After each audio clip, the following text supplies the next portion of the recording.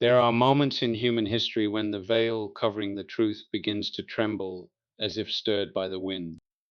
It is the moment when a person feels something touching the depths of their spirit, an ancient whisper that is both old and unmistakably clear, calling them back to their origin. And on that night, while looking deep into the movement of time, it seemed as though an invisible hand pointed toward the horizon, as if to say, the time has come, the sun of an old era is setting. The question that opens that door always begins softly, yet it reaches the foundation of a person's belief system. What happens if what has been taught about the Bible is only a set of fragments selected and arranged to create a narrative that serves power rather than truth? What happens if the parts removed from the Bible are exactly what could change the destiny of an entire people? And what happens if those hidden pieces are directly tied to the identity of Black people, to the mystery of roots the world has intentionally tried to fade for hundreds of years?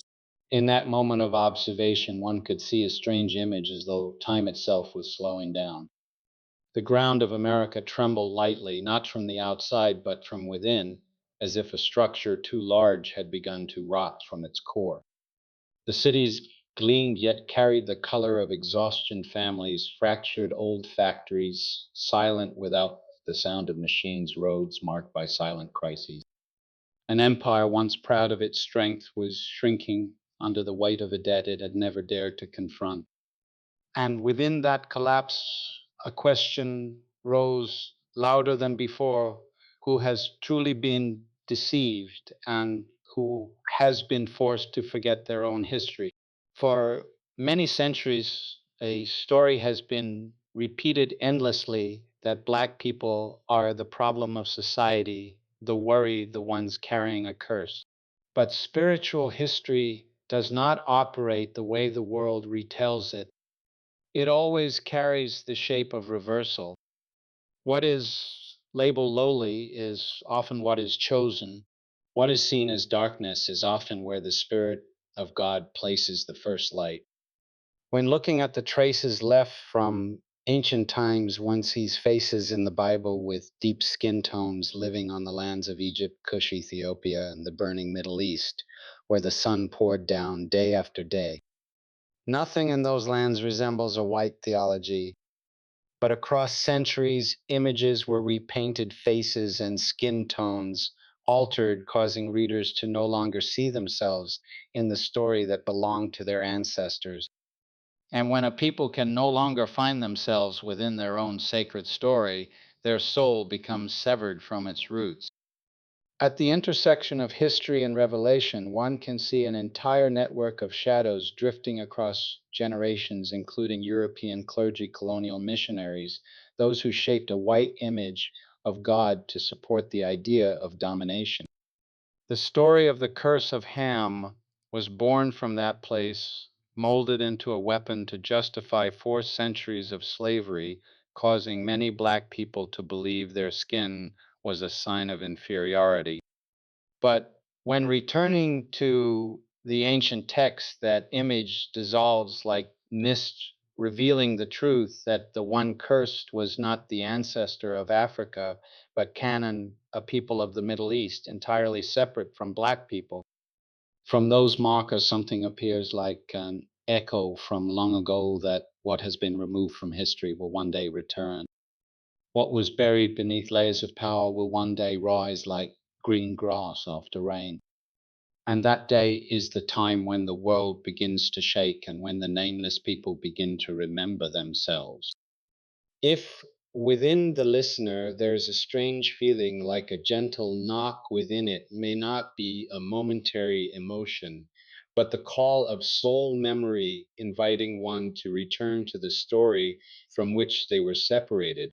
There are invisible walls that have existed for so long that people have come to believe they are natural. One of those walls stands between faith and imagery. For centuries, churches across Europe and America have placed on their walls paintings of Jesus with white skin, blonde hair, and light eyes, as though he had been born in the cold northern lands, rather than the region between Africa and the Middle East, where the sun burns every stone red. When an image is repeated long enough, it becomes memory, then prejudice, then truth in the eyes of those who no longer question it. And in that way, the true skin color of the people who walked through the Bible gradually disappeared, not because it was absent, but because certain powers needed it to vanish.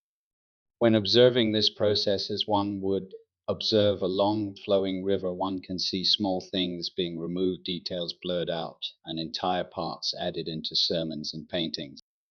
At some point, the faces of ancient Israel were repainted to match the desires of those who recounted the story. The dark brown faces of hot lands were replaced with pale faces of temperate regions. And from church paintings, this image flowed into textbooks, films, and popular culture, causing millions to grow up in a world where biblical figures no longer resembled the lands they came from. This is not merely a change in art, it is a change in identity. When a people no longer see themselves in their own sacred story, their soul becomes severed from its roots.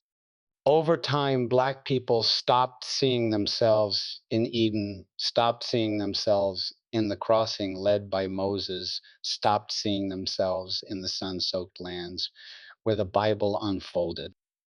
And when natural memory is erased, they're led to believe they are outsiders, misplaced in the story of God's people. Throughout this observation, there arises a feeling as though a careful hand has layered fresh paint over the surface of history, erasing the earth brown and deep black hues of the ancient world. When looking back into scripture, one sees clear evidence that the Israelites, the Egyptians, the Cushites, and the Ethiopians all lived under a scorching sun, carrying dark skin tones, sharing a spectrum of color shaped by the land they walked daily. Ancient Egyptian murals show their own people painted in dark shades. Carvings from Kush and Nubia portray strong, dark-toned figures with no trace of European skin tones. And yet, for many later centuries, those images were replaced with pale colors, as if the African continent had never existed within the sacred story. Not only were visual details changed, stories themselves were bent out of shape. One of the most heavily distorted stories is the account of the curse of Ham. People once preached that Ham was cursed, that his descendants were cursed, and that this curse explained why Black people became enslaved. But when returning to the original text, everything becomes clear, like midday light. The one curse was not Ham. The one curse was Canaan, the son of Ham. And Canaan was a people of the Middle East, completely unrelated to Africans. The entire structure that turned Black people into a cursed race was an engineered construction meant to create a theological justification for slavery. From a spiritual perspective, a deeper image appears. Every time truth is reversed, a wound is created in the soul. That people across many generations carried this wound without understanding why their hearts felt heavy, why their faith felt incomplete. The slaves in the ship holds were not only chained in their bodies, they were chained in their memory. When they were taught that their ancestors were cursed, they did not only lose freedom, they lost the right to recognize themselves as bearers of the image of God. Viewed from a larger vantage point, changing skin color in paintings was not an artistic mistake, but a tool of power. Those in authority needed a system in which white people stood at the center of divine revelation and Black people were pushed to the margins. By changing the skin color of sacred figures, they placed white people in the position of the chosen and removed Black people from their own spiritual heritage. This was an act of altering the root. And when the root is altered, the fruit also takes on a distorted color. Another striking truth is that by erasing the original skin tones, the system also erased the geographical logic of the Bible. People forgot that Moses grew up in Egypt, a land of brown and black people. People forgot that the prophets walked across regions where one could not bear pale skin without being burned by the sun. People forgot that Jesus himself fled to Egypt before returning, living among communities of dark skinned people. If Jesus had been white, he would have stood out so clearly that he could not have hidden himself. But scripture says he was able to hide, which means he blended into the crowd, which means he bore the skin tone of that land. Every small detail, when pieced together, reveals a very large truth that the image displayed for centuries is a manufactured one, created not to open the way to truth, but to close it. And when that door closes, the souls of millions lose the path back to their own origin. What matters is not merely proving what color the biblical figures had, but restoring the path for Black people to see themselves within the sacred story. When a person sees themselves in the Bible, their heart becomes straighter, stronger, free from the feeling of being separated from the calling. That is why restoring the true image of the biblical people is not a matter of history, but a matter of salvation. For salvation does not only bring a soul out of darkness, it brings the soul back to its rightful identity. Before ending this part, here is a question for those who are listening. Deep within your heart, when you think of God and the Bible, have you ever felt that something in the image you were taught was not entirely true, that something is waiting for you to rediscover? If so, share it in a simple word. Thank you for being here and continuing to listen.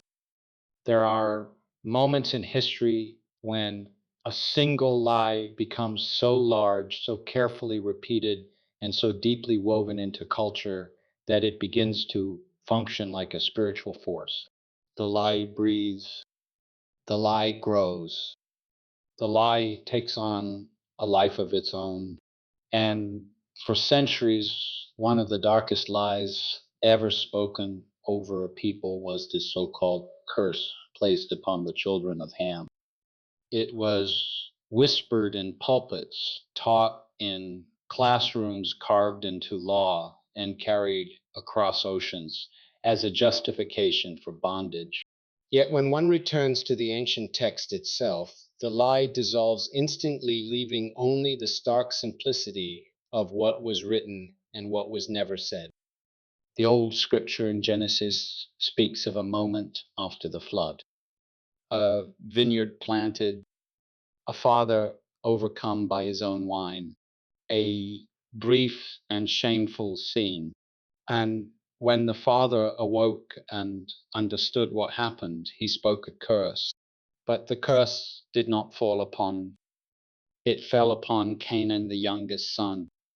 The text names Canaan clearly as if to prevent confusion, and yet confusion was precisely what later centuries desired.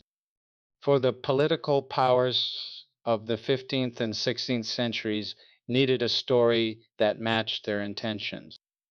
They needed a biblical thread that could be twisted into a rope strong enough to bind entire nations. And so they rewrote the memory. In their version, Ham became the cursed one. Africa became the land of the cursed, and the dark skin of millions became evidence of divine judgment rather than evidence of geography. This was not interpretation. This was construction, a system built intentionally meant to shift guilt from the oppressor onto the oppressed. Through that shift, the system protected itself. Through that shift, it created a spiritual fog thick enough to last for generations. When viewed from a higher vantage, one can almost see the lie forming like smoke rising from the minds of kings and merchants, moving into the pens of chroniclers, entering the sermons of ambitious preachers, and settling like dust upon the hearts of those forced to believe it. In that fog, a new theology was shaped, a theology that allowed men to steal bodies while convincing themselves that heaven approved. But the ancient world knew nothing of this construction. Early Jewish teachers did not teach it. The church fathers did not teach it. It was not known in the time of Augustine, nor in the time of Origen, nor in the long centuries that followed. The curse that justified slavery simply did not exist until slavery required it. The tragedy is not only that the text was twisted, but that the twisting reached into the inner life of millions. When a people are told that their suffering is ordained by God, a shadow enters their spirit. Hope becomes thin, strength becomes silent, and a kind of inward exile begins. Not only are bodies displaced, but identity is displaced. The systems of those centuries understood this. They knew it was not enough to control the flesh, they had to control the memory. And so the lie of the curse became a tool of that control. Looking across the centuries, it is impossible not to feel the weight of that distortion. The lie was heavy, heavy enough to bend law, heavy enough to bend scripture, heavy enough to bend the minds of entire civilizations. And yet, beneath that weight, the truth remained. The truth waited because truth does not rot. Truth does not decay. Truth endures until the hour it is called to rise. When one studies the origins of the false curse, another layer appears, a layer that feels almost spiritual in nature. Every time a sacred text is misused to justify harm or residues left behind, a moral debt accumulates. That debt can linger for centuries, waiting for a moment when history itself demands payment. And in our time, that moment has arrived. The structures once built upon the lie are trembling. Oh, institutions are cracking. The moral weight of the deceit presses back against its makers. It is as if the ancient words reclaim their place, refusing to be silenced. But there is an even deeper story beneath the historical one. The misuse of the curse did not simply target a people, it targeted the relationship between that people and their creator. If you convince a man that God has rejected him, he will forget his dignity.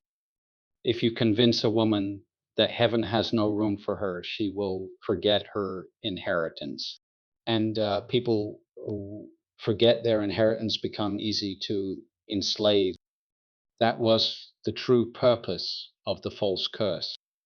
It was not about explaining dark skin, it was about removing divine identity from an entire lineage. Yet, identity cannot be destroyed, only covered. And what is covered can be uncovered. The ancient stories that were meant to strengthen a people still exist.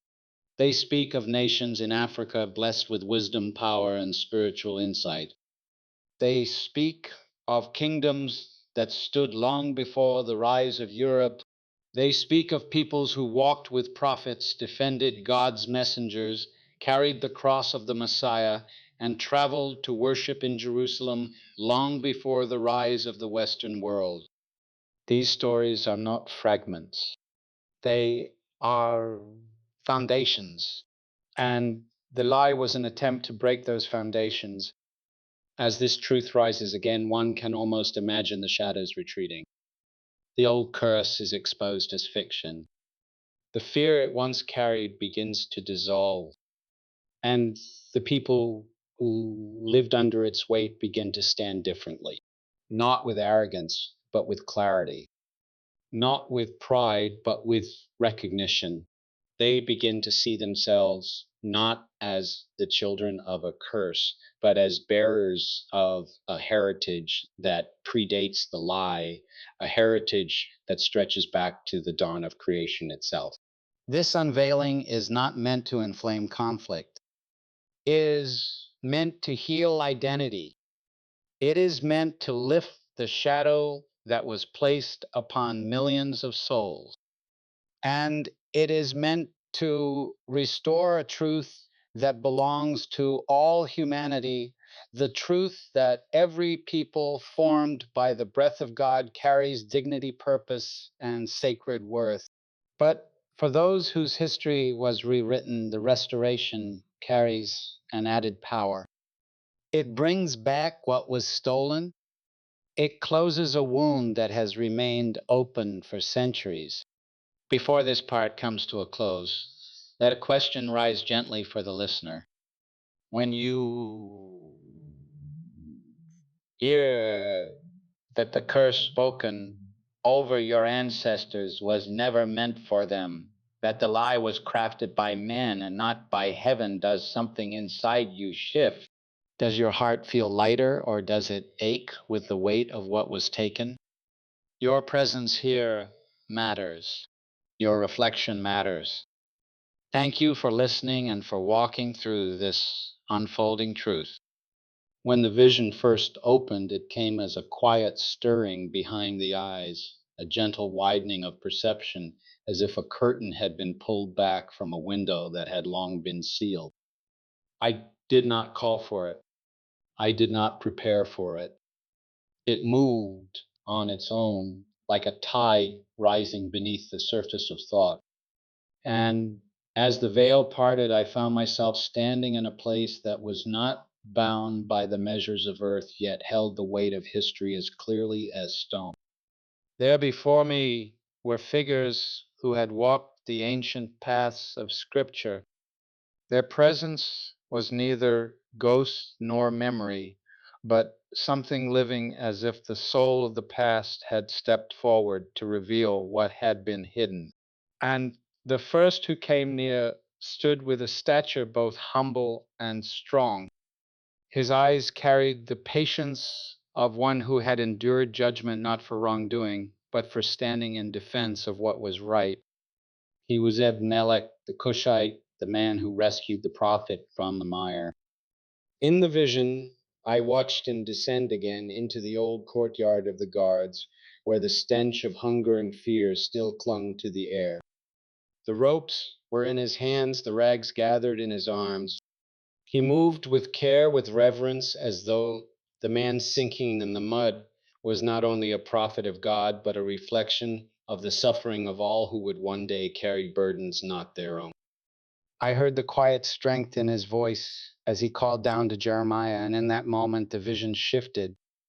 The voice that answered him was not only the prophets, but countless voices across generations calling for deliverance. Then came a presence brighter, not by light, but by authority. He wore garments dusted with the sand of the wilderness, and the scent of earth followed him. He did not speak his name, but I knew him. He was the Ethiopian official of the queen, the one who had traveled far with a sacred hunger in his spirit. The scroll of Isaiah rested on his lap again, as it had on that desert road. The question he asked Philip echoed through the vision, not as confusion, but as longing. Who is the prophet speaking of? And I sensed that the longing was older than the road, older than the empire he served, older than the kingdom of the Kandake. It was the longing of a soul that had carried the memory of God even through generations of dispersion. A warmth moved through the vision then, and I saw him step into water that shimmered as if touched by unseen hands. The moment of his baptism unfolded not as a ritual, but as the breaking open of a forgotten lineage. For as he rose from the water, I saw a thread extend from him across centuries, weaving into the faith of nations, shaping the early heart of Christianity, long before Europe claimed it as its own. The scene changed again. The air thickened with incense. A caravan approached filled with gold and spices, its banners catching the desert wind. From its center came the Queen of Sheba. Her presence carried both wisdom and discernment, but there was also something deeper, the awareness of a woman who understood the movement of kingdoms and the weight of divine purpose. She entered the Hall of Solomon not as a curious visitor, but as one who recognized the fingerprints of God upon a man. In the vision, her steps echoed like a declaration that truth belongs to no single nation, no single tribe. Wisdom travels, seeks, and bows only to the source from which it came. She placed her questions before Solomon, but beneath them I sensed another inquiry, a quieter one rising from the depths of her spirit. Does this God whose wisdom you carry speak to all nations? And in the silence that followed, I understood that her journey was not about testing Solomon, but acknowledging that the same breath which moved through Israel had already touched the kingdoms of Africa long before the world began to divide itself by race. Then the vision darkened for a moment, not with fear, but with gravity. A man stepped forward who bore the burden of another's cross. His shoulders strained, his breath trembled. His name echoed softly, Simon of Cyrene. In the vision, the wood pressed into his skin. The dust rose around his feet, yet he did not falter. There was a solemn recognition in his eyes, as if he understood that, in holding the cross, he was not only sharing the suffering of the Messiah, but carrying a sign meant for the ages to come. A sign that the weight of redemption had been touched by African hands, carried by African strength, embraced by an African heart. As these figures stood before me, their forms blending the physical with the eternal, something shifted in the depth of the vision. It became clear that their stories had not been preserved merely as historical accounts. They were revelations of identity placed intentionally within Scripture as markers for generations who would one day need to remember who they were. These were not minor characters, they were pillars. Their presence shaped the journey of prophets, kings, and even the Messiah himself. And yet their faces had been dimmed in the retelling of history, their nations diminished, their skin lightened, their contributions softened until they became footnotes. I felt the ache of that forgetting not as a wound of the past, but as a wound still active in the present. For when a people do not see themselves in the sacred story loses its ability to restore them. The vision showed me a great tapestry, threads of gold and earth woven together across continents. But in the corner where the African threads were meant to shine brightest, there had been an attempt to cut them away. The cut had not succeeded. The threads still pulsed with life, but the mark of the blade remained. As the vision faded, the figures did not retreat into darkness. They seemed to step into the hearts of those who would later hear their stories restored. And I understood that the time had come not for argument but for awakening. The scriptures had always held these truths. The earth had always testified, but only when the Spirit was ready would the veil be lifted. There are moments when the earth speaks more clearly than any inscription, when the soil bears witness in a way no empire can silence. As the ancient story unfolded before the inner eye, I found myself drawn not toward the figures of men, but toward the origins of humanity itself.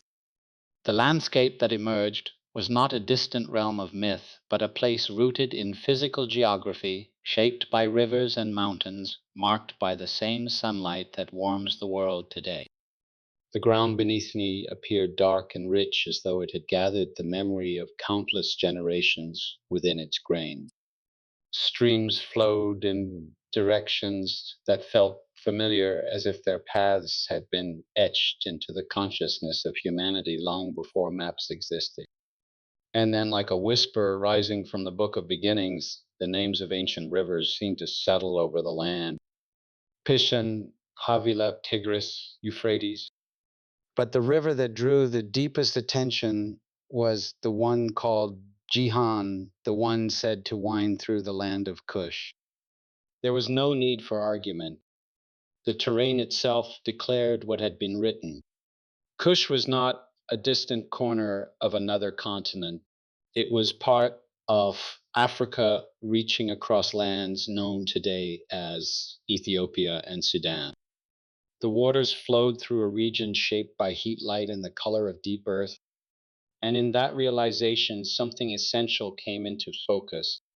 If the garden once stood near the realm of Kush, then the earliest chapters of sacred history unfolded upon African soil. The beginning of humanity was not set in a pale world, but in a place where the sun carved strength into the skin of those who lived there. As I took in the landscape, a quiet awareness rose from the ground itself. The earth remembered, the rivers remembered, the stones remembered. Long before human beings divided themselves by skin or boundary, the cradle of life rested in a region dark with fertile soil, a region that bore the mark of ancient creativity. The continents had shifted, nations had risen and fallen, but the memory of the first breaths remained. From the horizon came the faint outline of distant mountains, their slopes aged and worn as though they had watched the entire journey of the human story. The air hung heavy with a sense of timelessness. In that stillness, I sensed the presence of early footsteps, the unrecorded movement of ancestors who had no kingdoms yet, no writings, no monuments, only the raw wonder of existence. Their presence was not visible yet, their echo lingered in the quiet pulse of the land. Then the scene stretched further, revealing layers of humanity that science would one day uncover. Fossils resting in the dust of Ethiopia bones that carried the shape of early humans' discoveries that would astonish scholars and overturn assumptions. The remnants known as Lucy stood as a guardian of memory, a reminder that the earliest form of the human journey began on African soil. I sensed no triumph in this revelation, only truth, a truth the earth had kept faithfully while generations forgot. Another wave of understanding followed this time, connected to the deep current of bloodlines. The study of mitochondrial DNA, the tracing of maternal ancestry, the discovery that all humanity could be followed back to a single woman who walked the earth long ages ago. She was not a myth. She was not a symbol. She was a mother to nations, and her home was Africa. The earth had preserved her story with precision, and science, thousands of years later, simply confirmed what creation already knew. The moment broadened again, lifting from biology to language. Words, ancient and rhythmic, flowed like chants carried by wind. Hebrew emerged not as a distant relative of European tongues, but as part of a great family of speech that stretched across Africa and the Near East. The sounds felt warm, carved by desert air and river valleys shaped by people who lived beneath the same sun that darkened their skin. They were bound to Africa by the very nature of their consonants, by the cadence of their breath. This connection had always been present, yet history had often chosen to ignore it. As the layers of connection unfolded, the old assumption that biblical people were European fell away like dust. Faces began to form not through visions of individuals, but through impressions of communities living under a fierce and ancient sun. Their skin held the warmth of earth. Their features bore the resilience of people shaped by the land. Their lives reflected a harmony with the terrain that only those who had lived through generations of heat and harvest could know. A quiet truth settled across the scene. The people of the early scriptures were not separate from Africa. They were intertwined with it shaped by it, sustained by it. Abraham entered Egypt. Jacob's sons lived there for generations. Moses was raised among Africans. Israel emerged not in isolation, but within a world deeply influenced by African civilizations. These connections were not incidental, they were structural. The earth seemed to hold its breath, inviting acknowledgement. For centuries, the story had been retold through lenses that favored distance detachment and European imagery. But the soil declared otherwise. It insisted upon honesty. It reminded humanity that no amount of repainting could sever the roots of origin. The ground where life first stirred was dark and ancient. It carried the imprint of people whose descendants would one day be told they were outsiders to the very story that began under their feet. In that realization, a deeper understanding settled in. The reason the world had poured so much effort into rewriting the origin of sacred history was not only political, it was spiritual. If a people forget that the beginning of the story is tied to them, they will begin to doubt their worth. If they no longer see themselves near the center of creation, they will believe they were placed at the margins. And once a people accept the margins, others will fill the center in their place. But the earth has kept the memory intact. Geography has not lied. The rivers still trace their ancient lines. The fossils still whisper the story of humanity's dawn. The DNA of every living person points back to a mother from the heart of Africa. And the sacred text, when read without distortion, aligns with this truth as naturally as breath aligns with lungs. This part of the story is not meant to elevate one people above another, but to restore what was taken.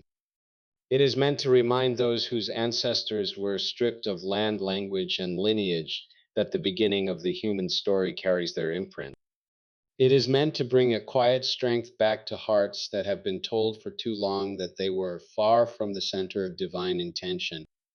The deeper the story unfolded, the more the patterns began to align. It was no longer a matter of isolated verses or loose historical fragments. It was a tapestry long ignored, finally emerging thread by thread.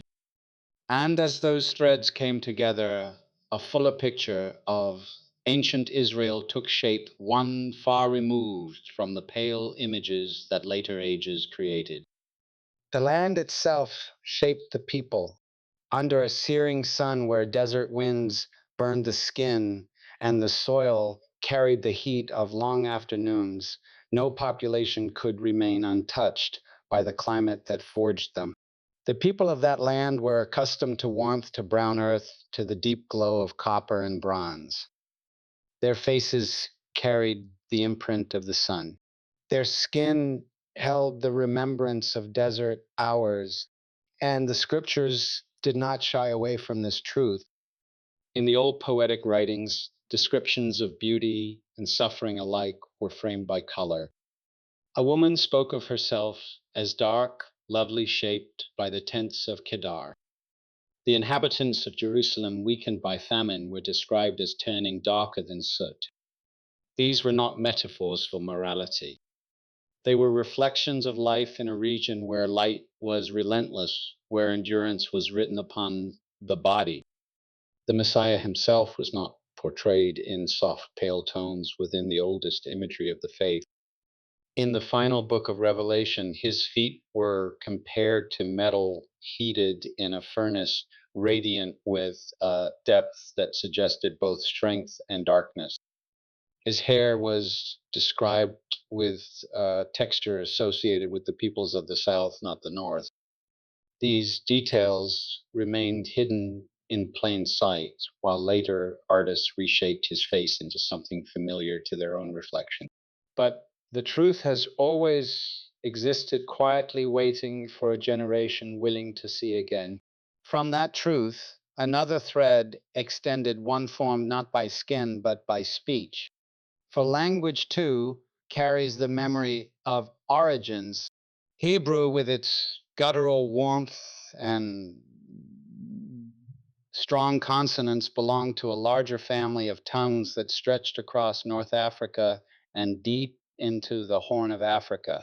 This family was called Afro-Asiatic, and its rhythms told a story. These were not languages carved in the marble coldness of northern climates.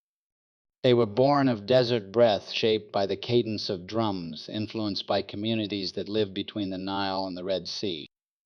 When a people speak, they do not simply form words. They reveal where their ancestors walked, how they survived, what environments pressed upon their lives.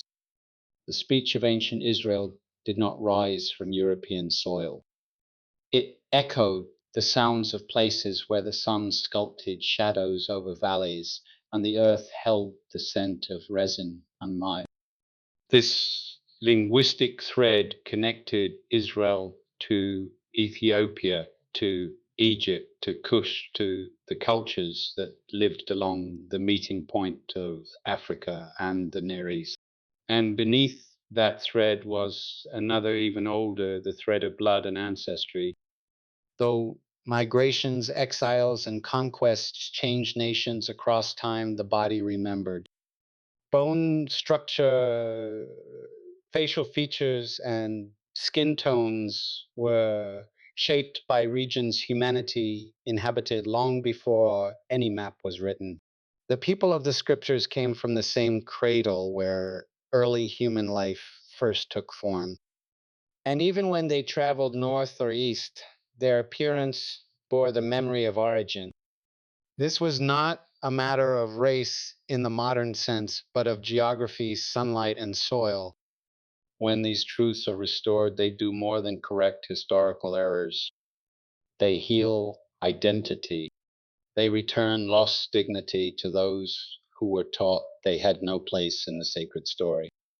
When a child grows up seeing every biblical hero represented by faces that do not resemble their own, the heart can slowly learn to live at a distance from the text. But when the truth returns, a bridge forms, allowing generations to find themselves again within the divine narrative. The attempt to remove Africa from Scripture was not merely an academic mistake, it was an intentional severing. It was a way of keeping the descendants of that land from recognizing the spiritual inheritance that had always been theirs. If a people forget they once walked alongside prophets and kings, they may come to believe they were meant to walk behind others forever. And so the world painted over the faces of the ancient ones, replacing brown with white, replacing desert life with European imagination. But the earth, the language, the text, and the body itself all refused to conform to that revision. They held the truth firmly like witnesses waiting for their testimony to be heard. There is another layer, one less spoken, but felt across generations. Color in scripture is not merely physical description, it becomes symbolic. Darkness in the skin of ancient peoples was not a sign of curse. It was a sign of endurance, of having lived close to the heart of creation, of having been formed in places where humanity took its earliest breath. The deep tones of the skin carried the warmth of the original soil, the grounding presence of beginnings, the resilience that would be needed for ages of suffering yet to come. And this touches something profound. The body holds memories that the mind may not remember. Scientific language calls it epigenetics, but ancient traditions knew it as inherited experience. The descendants of those who endured exile, bondage, and long journeys often carried within themselves a depth of awareness and spiritual sensitivity shaped by the lives of their ancestors. The rhythm of African drums, the sorrowful tones of spirituals, the instinctive yearning for freedom, all these were echoes of a lineage that had known both greatness and grief. By restoring the truth about the people of Scripture, one also restores the truth about humanity. Nothing in the sacred story was ever meant to divide people by color. The divisions came later, born of fear, greed, and the desire for control. But the early chapters of the human journey remind us that we all began close to one another, sharing one cradle shaped by one earth, breathed into by one creator. And for those whose ancestors walked the lands of Africa, whose skin holds the memory of ancient sunlight, the restoration of this truth is especially healing. It declares that they were never outsiders to the divine story. They were woven into it from the beginning, not as servants of other nations, but as co bearers of the sacred image. The story stretched further, reaching into an era long before the chains, before the sorrow of crowded decks and stolen names. It reached into a time when the lands of Africa were not spoken of with pity, but with awe. And as the ancient scenes unfolded, they conveyed a truth that history books seldom teach, that before the rise of many European nations, powerful civilizations had already flourished in Africa for centuries. The first image that took form was of a river valley so rich and ordered that it seemed to breathe knowledge. Egypt, known by its own people as Kemet, the Black Land, not for skin alone, but for the dark, fertile soil that lined the Nile. In those early days, the people moved with the confidence of those who understood the rhythms of the earth. They carved stone as if time itself bent to their will. They measured stars with precision. They built monuments that defied erosion, and their wisdom flowed outward, influencing lands far beyond their borders. South of them rose the kingdom of Kush, a realm painted in gold and shadow, where rulers wore crowns shaped like rising suns and carried staffs adorned with symbols of power.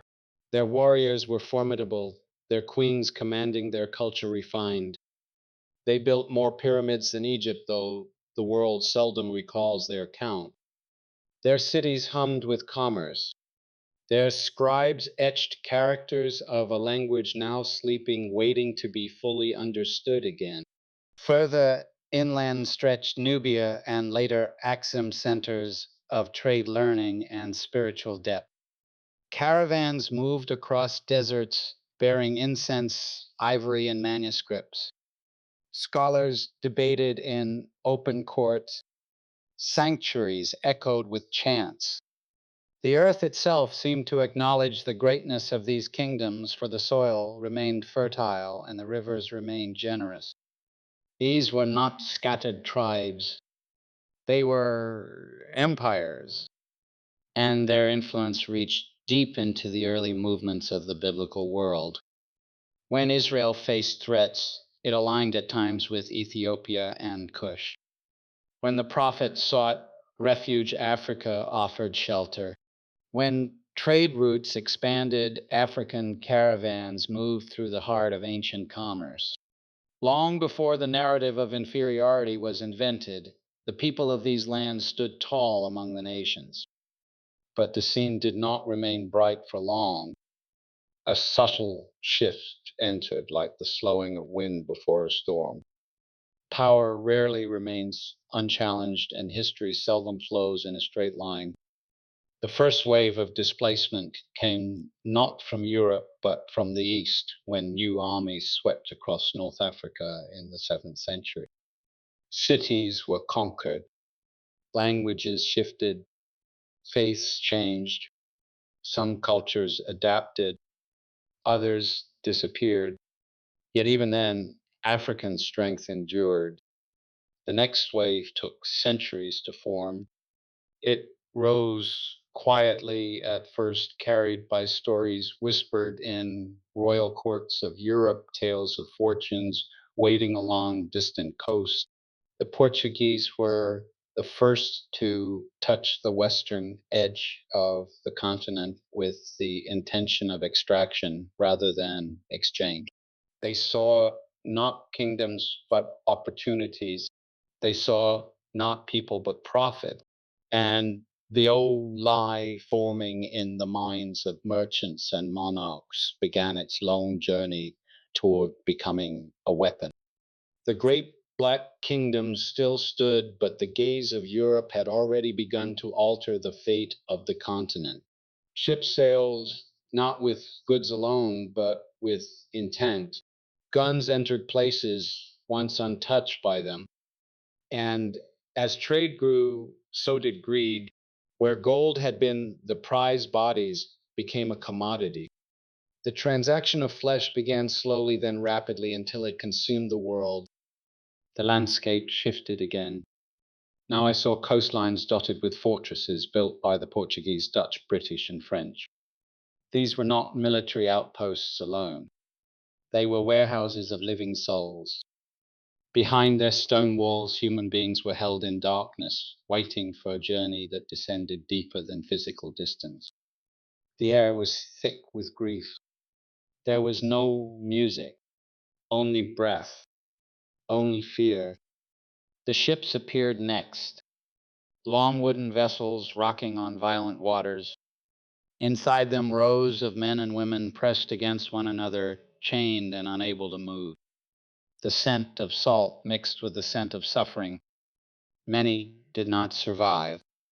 Those who did carried more than scars. They carried a disorientation so profound that it blurred the meaning of time.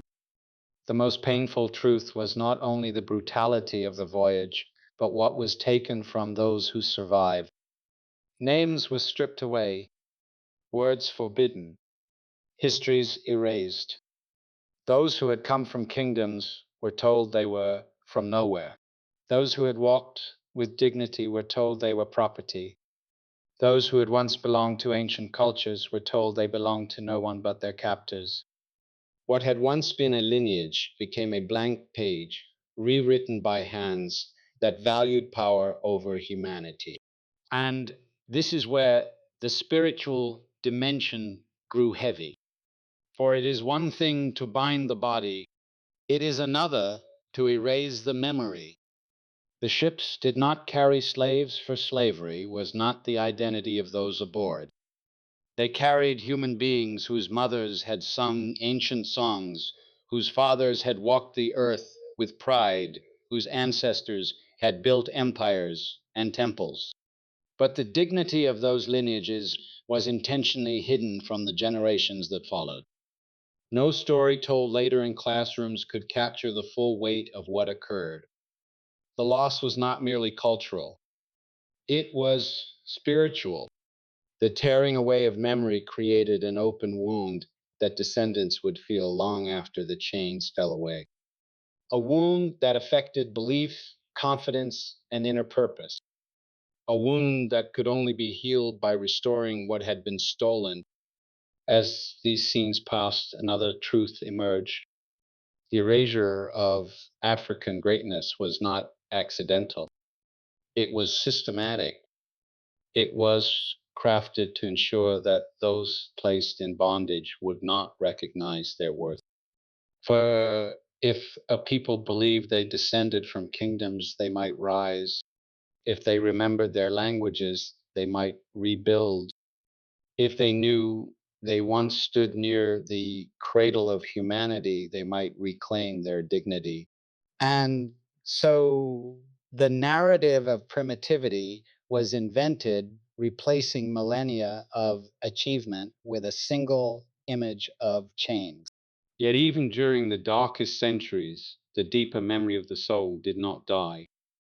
It lingered in the rhythms of drum beats, in the longing of spiritual songs, in the instinctive sense that life held more meaning than the world allowed. The body remembered, the earth remembered, and the descendants would one day begin to remember too. As the story moved forward, another layer of truth revealed itself, one that carried less the weight of ancient memory and more of the heavy machinery of deliberate construction. For the erasure of a people is never complete through violence alone. It requires repetition, it requires systems, it requires institutions that speak with authority until the lie becomes indistinguishable from knowledge.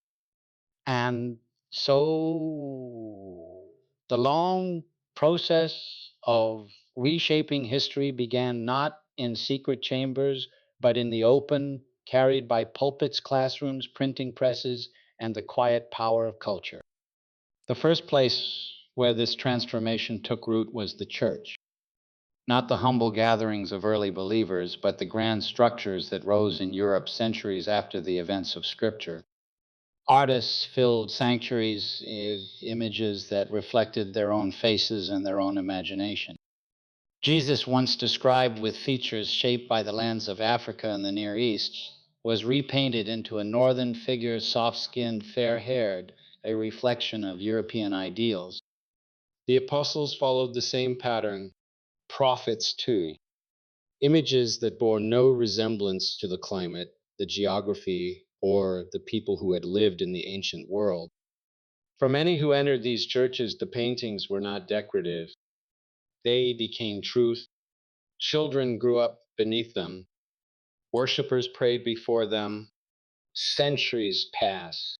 A world of believers came to assume that holiness bore a pale complexion and that sacred history unfolded far from the places where sunlight darkened the skin of entire nations.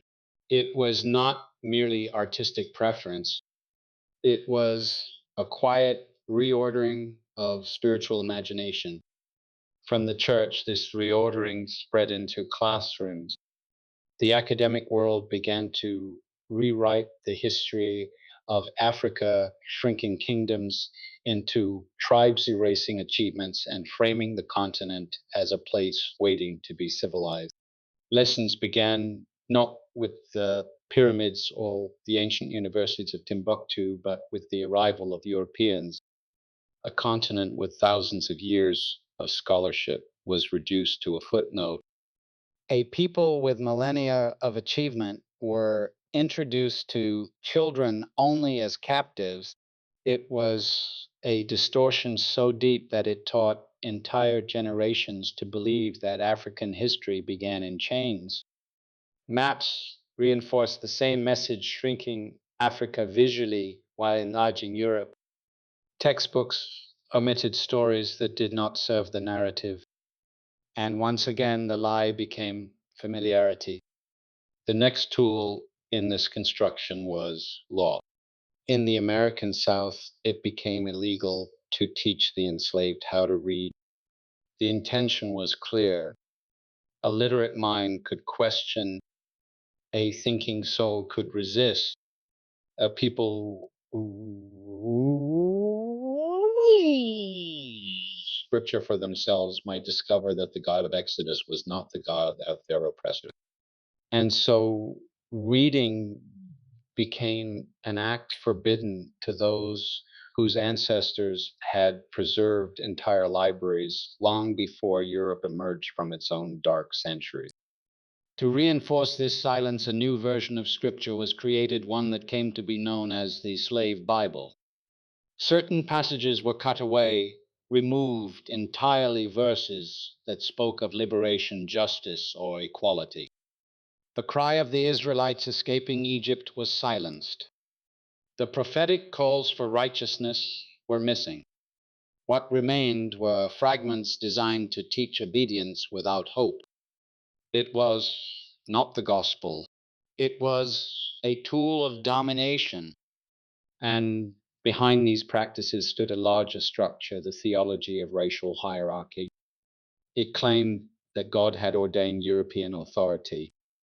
It used scripture selectively, twisting context, inventing meanings, and building doctrines that served the ambitions of empire. Pastors in the South preached that slavery was a divine institution. Scholars argued that Africans were inferior by nature. Politicians framed oppression's providence. The power of this construction lay not only in its cruelty, but in its repetition. Year after year, generation after generation, the lie was spoken until it formed a weight inside the hearts of both the oppressor and the oppressed. Some believed they were born to rule. Others came to believe they were born to be ruled. And a wound opened between them, a wound that did not close even after chains were broken. The wound deepened through violence. Lynchings became rituals of terror. They were not crimes committed in the shadows, they were public. Photographs captured smiling crowds, children stood nearby, ministers attended. These scenes were defended as acts of order, and many who witnessed them returned to church the next Sunday to sing hymns without shame. Such actions did more than stain the history of a nation. They formed a spiritual distortion, a belief that righteousness could be separated from justice, that faith could be separated from love, that violence could coexist with worship without consequence. But the earth does not forget such contradictions. The body does not forget. The soul does not forget. As time moved forward, new tools emerged. Films portrayed ancient Israel with European faces. School books repeated narrow versions of history. Media depicted Africa as a place of endless crisis, not culture. The lies adapted to new forms, becoming more subtle but never disappearing. Every generation inherited some version of the same distortion. Yet beneath this vast construction, the truth endured. It endured in fragments of memory carried through song rhythm and resilience. It endured in spirituals sung under the night sky in the quiet dignity of ancestors who refused to bow inwardly even when bound outwardly. It endured in the unbroken link between Africa and the scriptures, a link that no painting or lesson could sever. And as history continued its slow turning, something began to change. People started to question the images. Scholars rediscovered forgotten histories. The internet opened doors long closed. Those once silenced began to speak, and the voices of truth rose not through force but through clarity. The centuries of distortion could not erase the strength of lineage. They could not rewrite the geography of Eden. They could not alter the origin of humanity. And they could not extinguish the spiritual memory that lay sleeping within millions. For truth once planted cannot remain buried forever. It rises in its appointed time, like light breaking through a clouded dawn, revealing not only what was taken, but who the people were before the taking began. As the long arc of history continued to unfold, a deeper current moved beneath it, something older than empires and stronger than nations. It was the current of prophecy, not the kind that arrives with thunder, but the kind that weaves itself quietly into the destiny of a people. The more the story stretched into the present, the clearer this truth became. What happened to millions during the age of bondage did not exist outside the scriptural story. It echoed patterns long described in ancient texts, patterns of wandering, scattering, forgetting, and eventual awakening. Among these texts, one chapter stood like a shadow across centuries, Deuteronomy 28. It spoke of people who would be exalted if faithful, yet scattered if they turned away. It described joy and sorrow, abundance and loss, blessing and curse. The weight of its words lingered not as condemnation, but as a record of what happens when a covenant is fractured. And for generations, no one imagined that its most haunting descriptions would one day be compared with the experience of those carried across the Atlantic in chains. The language of that chapter is unmistakable. It speaks of a people taken into captivity, of children seized, of identity broken, of nations regarding them with ridicule and fear.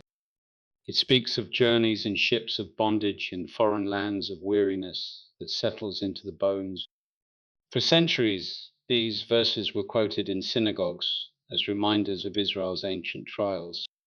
But when the descendants of the enslaved in the Americas began to read these same verses, some saw a reflection too sharp to ignore. It was not merely the ships, it was the scattering, the forced servitude, the loss of language, the erasure of lineage, the mocking of culture, the exhaustion of spirit, the struggle generation after generation. The unsettling familiarity caused many to wonder whether history was repeating itself in a new form, not in the ancient land of Canaan, but across oceans and continents. This questioning became a movement. Some called it the Hebrew Israelite awakening. Others approached it with caution. But regardless of the name, the desire was the same: to understand identity in the light of Scripture, to recover what had been stolen, to reclaim a story that felt buried beneath centuries of distortion. Some interpretations grew extreme, others stayed balanced, but beneath all of it was an ache for belonging, a longing to see the fingerprint of God on a people who had been told for centuries that heaven favored others more. From the ancient records arose another mystery: the disappearance of the northern tribes of Israel after the Assyrian conquest. They had been taken away, scattered across lands, absorbed, renamed, lost to history, yet not to the text. Prophets spoke of them as a people who would one day be gathered again, not all at once, not suddenly, but slowly by the turning of time and the stirring of memory. Where these tribes traveled, no one can fully prove, yet traces of Israelite customs appeared in unexpected places. In Ethiopia, among communities who preserved ancient Hebrew traditions. In southern Africa, where the Lemba people carried genetic markers linked to ancient Israel. In West Africa, among groups whose oral histories spoke of migration from the East and whose cultural practices mirrored those of ancient Hebrew life. Though not every claim was certain, the pattern was undeniable. The story of Israel did not remain contained within one region. It flowed outward, carried by centuries of movement, both voluntary and forced. And when the slave trade tore millions from the shores of West Africa, it disrupted more than physical lives. It fractured unknown lineages.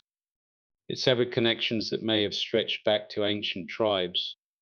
The possibility alone was enough to awaken the hearts of many. But the awakening did not emerge only from history. It grew from spiritual experience. Across the diaspora, especially in the Americas, a hunger for identity stirred. People began to pray differently, read differently, question differently. The prayers of grandparents whispered in dark cabins and small wooden churches began to echo through the descendants. Something old was being remembered not through textbooks but through spirit. At the same time, a parallel movement appeared on the global stage. Nations that once stood unshakable began to tremble. Systems that once defined the world order began to fracture. The political, economic, and cultural dominance of the West no longer felt eternal. Many saw this not simply as political change, but as the shifting of eras, a transition from a world built on hierarchy toward a world forced to confront its past. This shift reminded some of the ancient warnings spoken by prophets that a day would come when kingdoms built on oppression would face their own undoing. Not because of human revenge, but because justice woven into the universe eventually demands balance. Some saw America through this lens not as an enemy, but as a nation standing at a spiritual crossroads. its foundations built on promises of freedom, yet shadowed by the reality of slavery and displacement. The ancient cry of Babylon's fall echoed symbolically in these reflections. Babylon was not only a city, it was a pattern, a system of power that consumes truth for the sake of its own stability. Whenever such a system rises, it eventually collapses under its own weight. And as the 21st century advanced, many recognized signs of a similar unraveling economic instability, cultural upheaval, moral confusion, political division. Yet, in the middle of this global shaking, something else was occurring. People who once believed they were without history began to sense a calling. They were not being invited to superiority. They were being invited to remembrance, remembrance of dignity, remembrance of covenant, remembrance of purpose. When identity returns, it does not rise with arrogance. It rises with clarity. This clarity did not declare that all black people were Israelites or that all Israelites were black. It did not claim replacement. It did not proclaim exclusion.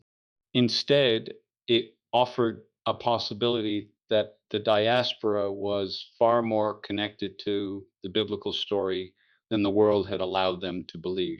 The connection varied by person, by ancestry, by region, but the longing for truth itself carried power. For the first time in centuries, millions began to say maybe we were not outside the story. Maybe the story was written through us. Maybe we carry something ancient in our bones, something the world tried to erase. Perhaps the shaking now occurring in global systems is not the end of something, but the beginning of the restoration long foretold. When the final movement of this long revelation approached, it did not arrive with fanfare. It came as a stillness, the kind that settles over the earth before the first light touches the horizon. In that stillness, I felt a presence that was not urging, not demanding, but inviting. It was as though the ages themselves leaned close, waiting for a truth that had remained unspoken for far too many generations to rise again. What unfolded before me did not take the shape of kingdoms or maps this time. It gathered instead within the human heart. I sensed the weariness of a people who had carried burdens not meant for them, who had endured exile in both body and spirit. Their footsteps echoed through centuries, walking through fields of cotton, along dusty roads of segregation, through city streets lined with struggle and across borders shaped by forces they did not choose. Yet beneath that weariness was something deeper, something unbroken, a quiet strength, a resilience that came not from defiance alone, but from inheritance, an inheritance older than enslavement, older than oppression, older than the lies spoken over them. The strength felt as though it had been laid into the soul long before any ship crossed the Atlantic, before any empire claimed superiority, before any theology was twisted into chains. In that depth, I sensed the unmistakable truth. Identity cannot be destroyed. It can be covered, yes. It can be hidden, distorted, forgotten for a time, but it cannot be erased. For identity is not a matter of papers or laws or the stories told by those who hold power. Identity lives in the marrow. It resides in the breath. It persists in the memory of the soul. And so as I looked into the generations rising now, I saw faces awakening, not awakening to bitterness, but to recognition, a recognition that they were never meant to stand beneath the heel of another, a recognition that they were never meant to live as the footnote in someone else's story, a recognition that the sacred story had always carried their imprint, even when the world refused to acknowledge it. Then the scene shifted inward, and the weight of the past gathered like clouds preparing to release long held rain. I saw how the false teachings had pressed upon the minds of children, how classrooms had narrowed their vision, how churches had replaced truth with comfort, how nations had taught them to shrink. But I also saw how that shrinking could not last, for the spirit within them had begun to stir, rising like a river breaking through a dam built of centuries. Voices that had been silent began to speak. Eyes that had been lowered began to lift. The descendants began seeking what had always been theirs, not stolen privilege, but forgotten heritage. They were reaching for the name that had been taken from them, for the lineage that had been buried, for the dignity that had been denied. The more they reached, the clearer the ancient resonance became. It was not calling them to domination, it was calling them to alignment. Alignment with the truth that humanity began near the soil their ancestors once walked. Alignment with the scriptures that recorded their presence long before the world divided itself by color. Alignment with the Creator who never cursed them, never rejected them, never turned his face from them. And as these truths gathered, I felt the presence of the one who had guided the prophets. His voice not loud, not forceful, but steady like the current beneath a deep river. He spoke not of vengeance, but of restoration, not of supremacy, but of purpose, not of superiority, but of awakening. What he revealed came gently like light passing through a thin curtain. He had not forgotten them. He had not been silent. He had watched their suffering, their endurance, their hope, their prayers whispered in chain-lined halls and during long nights of fear. He had stored each word, each tear, each plea. And the time had come for truth to rise, not to wound, but to heal, not to divide, but to restore. The more I listened, the more I understood that the fall of unjust systems was not meant to create chaos. It was meant to clear the way for something truer, a world where dignity was not based on color, a world where identity did not depend on who held political power, a world where the children of Africa scattered across nations would no longer live beneath the shadow of someone else's narrative. In that understanding, I saw a new generation standing at a threshold. They did not carry the posture of oppression. They carried the posture of inheritance. They were not seeking revenge. They were seeking recognition. They were reclaiming the chapters of the sacred story that had been written through their ancestors long before chains touched their wrists. And then the most profound truth settled like a whisper against the heart. They were never outside the covenant. They were never forgotten by the divine. They were never cursed. What had been spoken over them was never heaven's voice. It was the voice of fear, of greed, of empire. But heaven's voice had remained steady, repeating through the ages a truth humanity tried to bury, that every people crafted in the image of the Creator carries holiness within them, that no lineage is without worth, that no skin tone diminishes the light placed within the soul. As this truth unfolded, I felt the presence of future generations, children not yet born, who would grow up knowing who they were. They would not inherit shame, they would inherit clarity. They would not ask where they belong. They would know that they stood at the beginning of the story, not at its edge. In this quiet future, songs once sung in sorrow became songs of recognition. Hands once chained became hands that built. Voices once silenced became voices that taught. And identity once buried became identity restored. As the final light settled across this revelation, a calm certainty rose within me. What had been hidden was rising. What had been twisted was straightening. What had been stolen was returning. The awakening was not ending. It had only begun. Before this moment closes, I speak now to the one listening. You were never meant to live small. You were never meant to forget who you are. There is a name waiting beneath the surface of your spirit, older than any wound, older than any oppression, older than any lie spoken over your ancestors. Let it rise. Let it breathe. Let it lead you back to the one who shaped you with intention. And now step quietly into this truth. Carry it with reverence.